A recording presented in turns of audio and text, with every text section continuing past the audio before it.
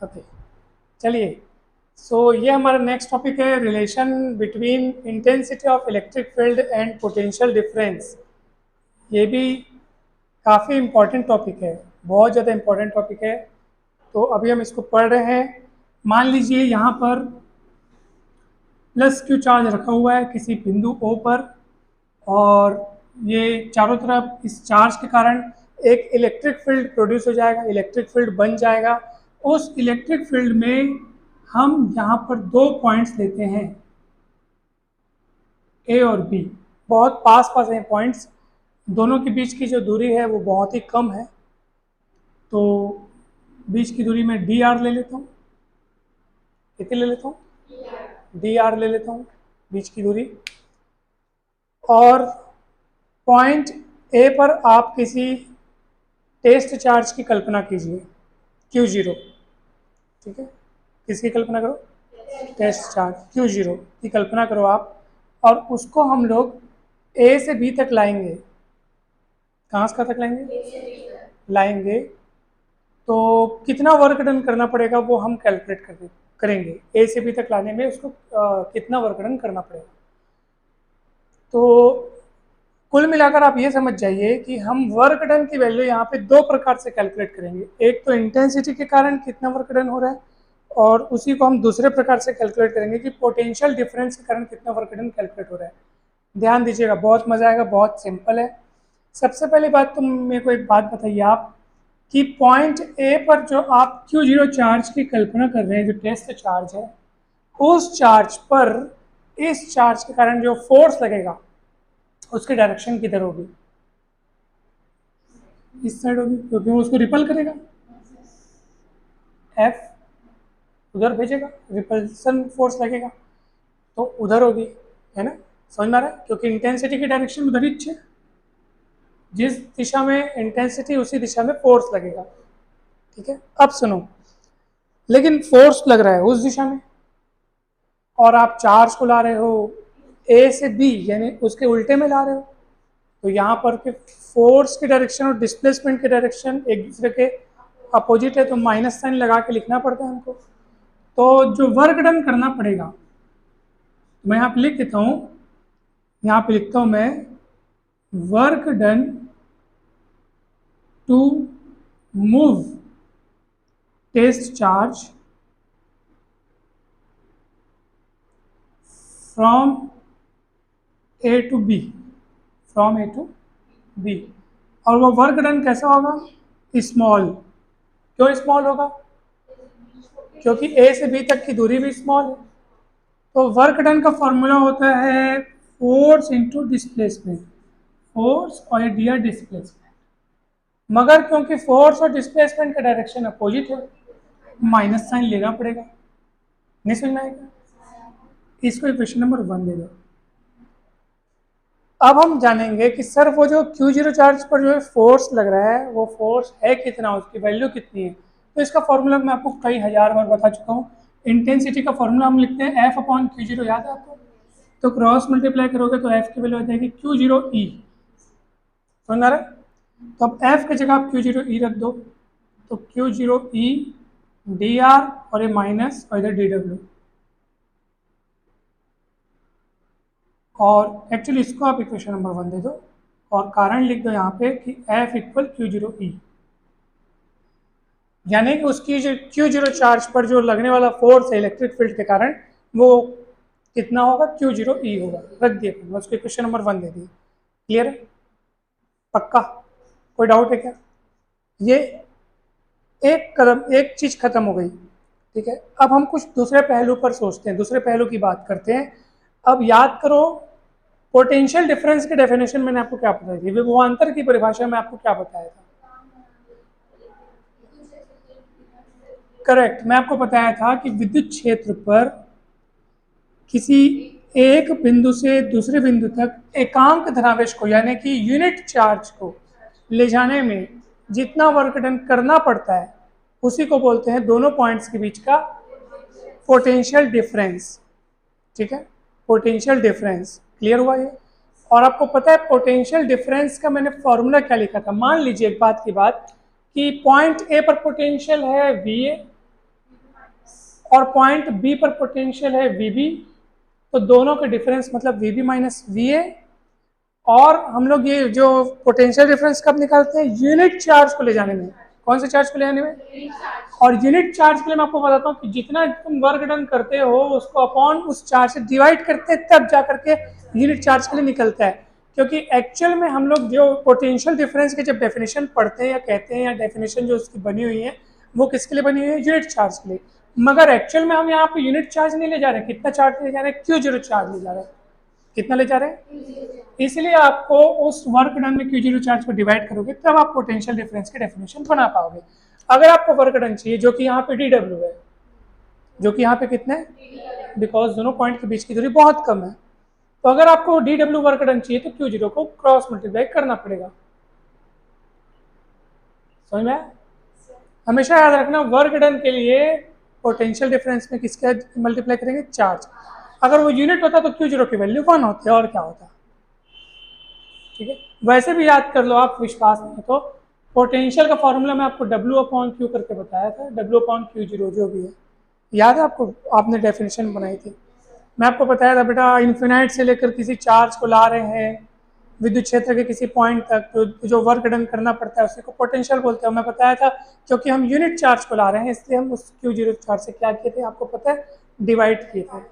याद करो उस दिन, है ना? तो मुझे अगर DW इस फॉर्मूले से निकालना हो, मैं ऊपर लिखूंगा यहाँ पे, तो पूरी बात यहाँ पे लिखूंगा। ठीक है, तो ये क्या चीज़ है बताओ बोला, ये क्या चीज़ है? ये कि वर्क डन, इस लाइन को आप यहाँ लिखो सिंस करके या इसके ऊपर लिख दो, तो मैं ऊपर लिख देता हूँ, ठीक रहेगा ज़्यादा, है ना?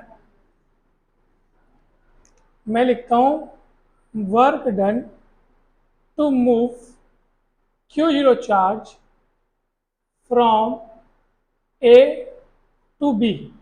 कहाँ से कहाँ? From A to B is equal to potential difference into charge, that charge Q0। ठीक है, तो चलिए इसको इक्वेशन नंबर 2 दे देते हैं। क्या दे दूं? या पहले इसको कैलकुलेट करता हूँ। चलो Q0 हुआ। अब मेरी बात सुनो, अगर पॉइंट A का पोटेंशियल मैं V मानूं, पोटेंशियल एट पॉइंट A कितना मानूं? V मानूं, मतलब पॉइंट A पर पोटेंशियल अगर V मानूं, तो मुझे बताइए कि पॉइंट B का पोटेंशियल इस V से ज़्यादा होगा कि कम होगा? वो उसके और करीब है, याद रखना, मैं आपको बताया था ज़्यादा होगा ना। कितना ज़्यादा होगा? बहुत ज़्यादा होगा कि थोड़ा सा बस फर्क होगा? थोड़ा सा फर्क होगा। क्यों? डिस्टेंस कम है तो थोड़ा सा ही ज़्यादा होगा ना, तो इसलिए मैं मान लेता हूँ कि पोटेंशियल ऑफ पॉइंट बी इससे हल्का सा ज़्यादा होगा। V प्लस डी मान लेता हूँ। कितना मान लेता हूँ? V तो उसका भी था, इसका कितना होगा? V से थोड़ा सा ज़्यादा। कितना थोड़ा सा ज़्यादा? DV ज़्यादा, क्योंकि V तो उसके पास भी है, तो DV ज़्यादा। ठीक है, तो पोटेंशियल एट पॉइंट A जिसको मैं नाम दिया हूँ VA, और पोटेंशियल एट पॉइंट B जिसको मैं नाम दिया हूँ VB। तो VB की वैल्यू है V प्लस DV, VA की वैल्यू है V। कोई डाउट है क्या? फिर से रिवाइज करवाऊंगा मैं, चिंता ना करो। और कि Q0 हुआ, ये आप DW ही कैलकुलेट करें ना, याद रखना। अब मुझे बताओ, ये कहानी शुरू में अपने को लिखनी है और ये चल रहा है, फिर मैं आपको इसको याद करने का तरीका भी बताऊंगा, इसको याद कैसे रखें इस डेरिवेशन को। तो यहाँ से V कट जाएगा, कितना बचेगा? इसको इक्वेशन नंबर 2 दे दो। अब इक्वेशन 1 को देखो, वो भी DW का एक एक्सप्रेशन है। इक्वेशन नंबर 2 भी तो DW का एक एक्सप्रेशन है। तो by equation 1 and 2 left hand side are equal, so that right hand side are also equal. Equate कर देंगे, बायां बायां पक्ष बराबर है तो दायां दायां पक्ष भी बराबर हुआ, तो बराबर कर दो। चलो, वहां लिखा है -QEDR और यहाँ लिखा है मतलब -Q0EDR और यहाँ Q0DV। Q0 कट जाएगा, E को वहीं रोको, माइनस समेत उसको पलटा दो तो -dV/dr आ जाएगा। समझ में? This is required relationship between intensity of electric field and potential difference. Answer हमारा आ गया है।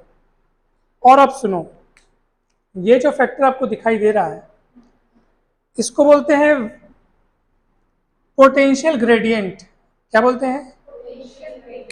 तो क्यों बोलते हैं पोटेंशियल ग्रेडियंट, वो सुनो।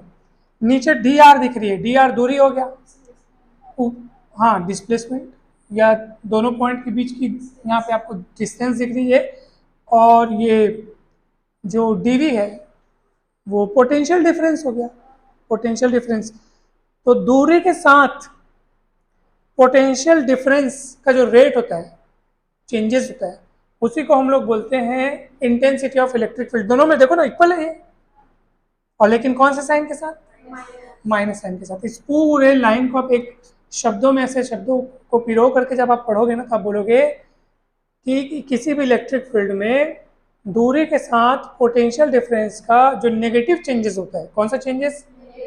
हाँ नेगेटिव चेंजेस, रेट बोलना है आपको, अपॉन के मतलब आपने उसको रेट निकाल रहा है, उसी को बोलते हैं इंटेंसिटी ऑफ इलेक्ट्रिक फील्ड। और ये जो फैक्टर आपको dv बाई डी आर दिख रहा है, इसको बोलते हैं वेलोसिटी ग्रेडियंट। क्या बोलते हैं?